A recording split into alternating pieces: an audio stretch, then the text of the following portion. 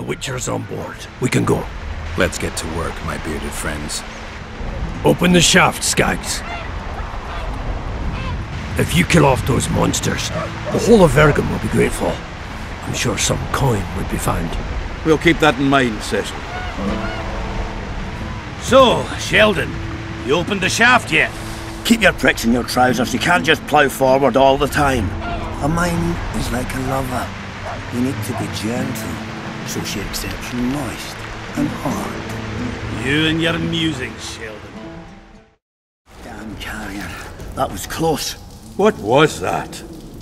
Necrophages. With this many appearing, they must have a nest nearby. Right, Geralt. Looks like it's all over. Thanks for your help, Zoltan. Say nothing of it. Enough yapping. Time for some vodka. First, I want to see if my fuck date's still waiting. Just don't strain yourself. It takes energy to drink with us too, you know. Pray tell, what compels you to disturb the Prince of Edirn, Witcher? I have a few questions. And you believe I should answer them instead of setting my dogs on you? I think your Royal Highness has enough foes. Here, abroad, in Vengerberg. The intricacies of succession are not something I wish to discuss with an itinerant monster slayer. Succession is the topic of choice in about every inn in the country. I don't know for sure, but I think the hangman of Vengerberg was the last to claim the throne. My patience has its limits, and at present, only my respect for Lady Saskia restrains my anger. Come to the point, or leave me be. Don't change the subject, Prince. So be it. Let us set our differences aside and speak as equals. Then tell me what you're doing so far away from the capital. Why aren't you in Vengerberg being crowned? Well, sadly, my position is not strong there. My father emboldened the nobles. The great families have decided in this hour, so critical for the realm, to revolt. Your title to the throne is indisputable. Edirn has become a lawless land, ruled by those who wield might, by those whom people follow. I intend to show just how worthy I am of the crown, and thus claim what's mine. By returning to Vengerberg a hero, there should be no shortage of opportunities here. I don't like your tone, Witcher.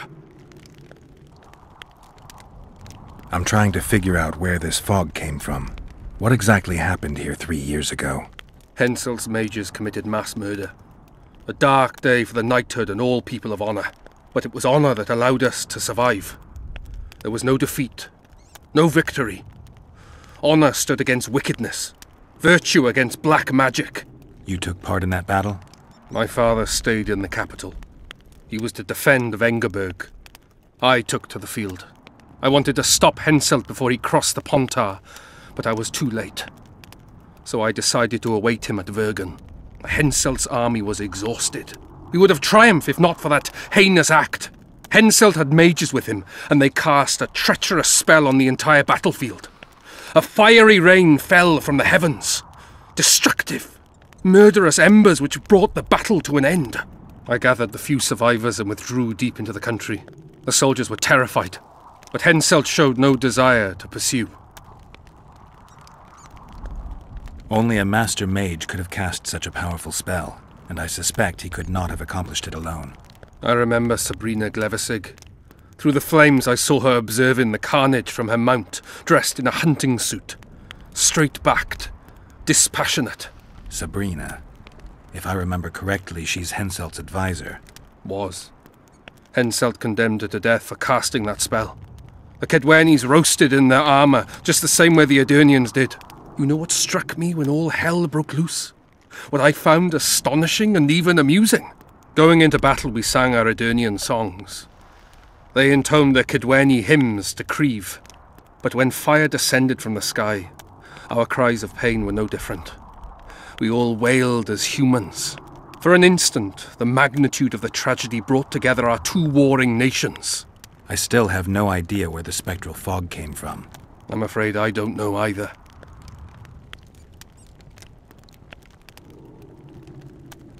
You might be surprised, Prince, but I have more political experience than I'd like. The famous Geralt of Rivia, invited to the table by Calanth, Foltest's little favourite. I've heard you've even parleyed with the Emperor of Nilfgaard. Think I'm impressed? Calanth is dead. Meve curses your name when she hears it. Foltest was murdered before your very eyes, and the Emperor, as I heard it, he thought you insignificant. Are you going somewhere with this? Indeed. You should know that a king sometimes needs a hired thug to take care of dirtier deeds. If the thug is naive enough, instead of reaching into his purse, the king buys him with virtuous words, the flash of his rings, pledges of friendship. And when, having done his deed, the thug departs, swaggering proudly like a peacock, the king discreetly giggles. Truly, I never thought you could be so pitiful.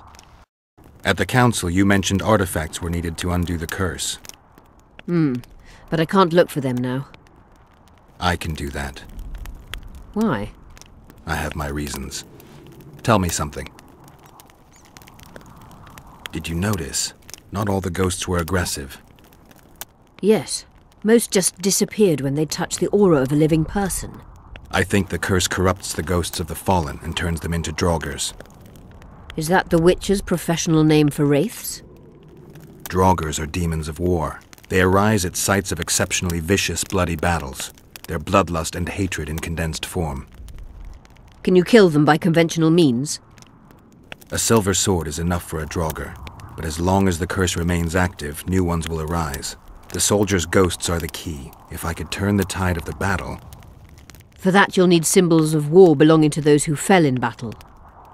Hatred, death, courage, and faith. All artifacts must be magically active and connected to the fallen, or they won't lure the ghosts. Right. I'll look around. Finding two will be enough. Get the symbols of hatred and death and leave the rest to me. I'd prefer courage and faith. Don't fuss. I'll see what I can do. Cecil seems to know a lot about the area. Know anything about blood curses? Do you? We're dealing with a 4th level curse, also known as the Curse of the Archmistress. Well, well, I'm impressed. Thing is, until now I thought it was only a myth, that such a curse couldn't be cast. You thought wrong. There are 6 confirmed cases of this curse being inflicted. What about confirmed cases of it being lifted? 1. Achieved by a team of sorcerers led by Archmistress Francesca Finderbear, hence the curse's other name. Sabrina Glevezig was on the team. Small world. That's not all. The curse investigated by Francesca and Sabrina was designed to end the Tyson dynasty, the rulers of Kovir. They were cursed by Scarlet Rodalega, a complete madman, but very talented. An eclipse and wraiths also accompanied his curse. So Sabrina's curse is just a knockoff Rodalega. Exactly. Can Francesca's experience help us? Certainly. I know the symbols and the workings of the curse thanks to her. Care to explain? I'm the one risking my neck. You'll have to relive the battle and change its course at the right moment. I don't know exactly what will happen. Nobody does. Huh. I'll look for those artifacts. What happened here 3 years ago? Henselt attacked Edirn, but met his match. Nobody won that war. Sabrina Glevezig got into a conflict with the commander-in-chief of the Kedweni forces, and this led to both armies being routed. Fireballs turned the battlefield into a flaming tomb. Henselt accused Sabrina of using a forbidden weapon.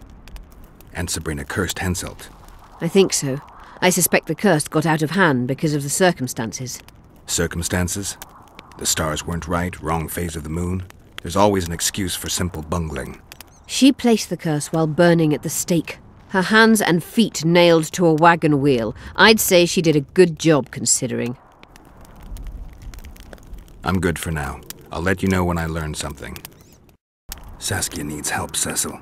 Philippa can produce an antidote, but she needs a magic artifact to do that. Would you like a fern and a dancing worm to go with it? Listen, I don't know about magic, but there is a place, as long as I can remember, it's been of interest to sorcerers. They say it's a very strong intersection.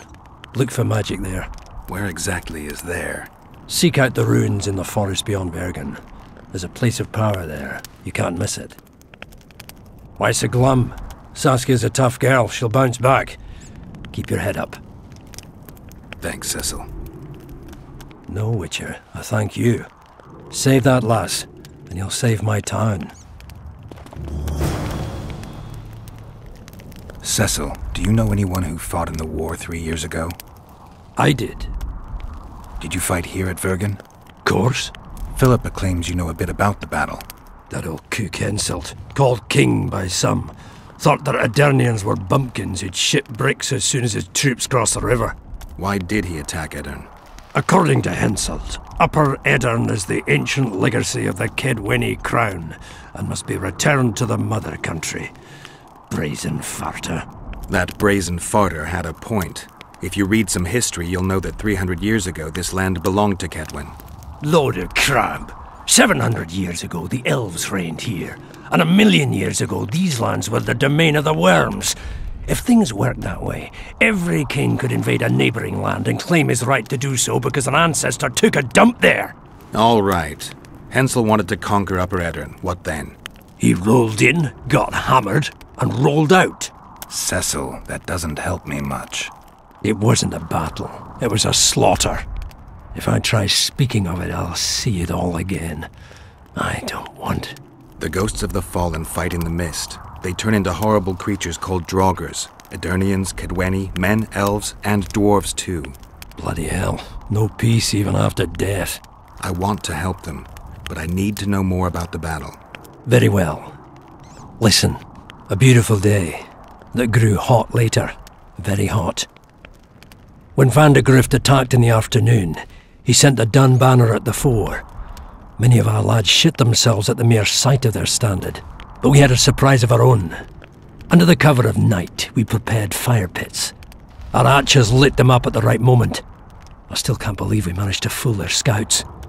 If it wasn't for that ambush, we wouldn't be speaking today.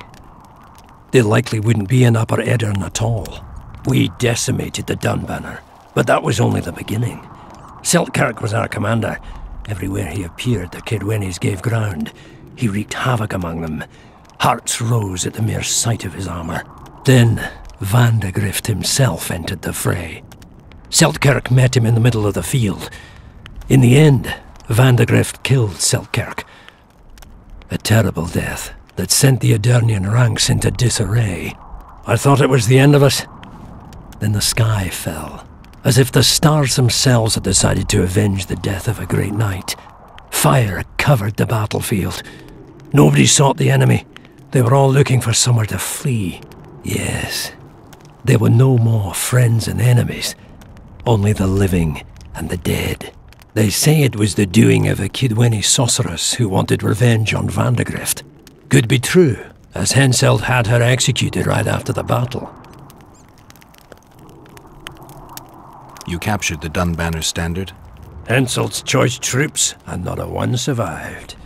The visitors sent them to their deaths, refused to give them reinforcements. He was a monster in human form. The men of the Dun were real swaggerers. Killed a lot of our lads, but for every Dunner, there were 7 Aedirnians. They had no chance. Aye, we captured their standard. We buried what was left of them in the crypts beyond Vergen. Their standard lies with them. Worthy foes are to be respected, even in death. I'm going to need that standard. Did you see the duel between Seltkirk and Vandegrift? I stood half a furlong from them. Never seen a fight like it. Probably never will again. They'd already met once, at a jousting tournament in Ardcarreg. Seltkirk won there. He beat on the visitor so hard he broke his sword. Seltkirk was a true knight, the last of his breed. Vandegrift was so pissed off after that tournament he hanged the smith who made his sword and ordered a special one from a sorcerer. I bet he cut down Seltkirk with that new sword. Vandegrift is dead. What happened to his sword? Saskia's got it. Good thing too. Only her hand can tame the hatred enchanted in that sword. After the battle, when the flames abated, the scavengers came. They stole everything. Imagine, not a single keepsake or Seltkirk in the whole of Edirn. His brother babbles something about a gauntlet, but he's a lying dog. Thanks, Cecil, that was helpful. I think I know what I need to lift the curse now. Madame Eilhard claims you need 4 symbols. The standard symbolizes death. Vandegrift's sword stands for hatred. What about the other 2? I have a feeling Philippa has a handle on the rest. Here's hoping you're right.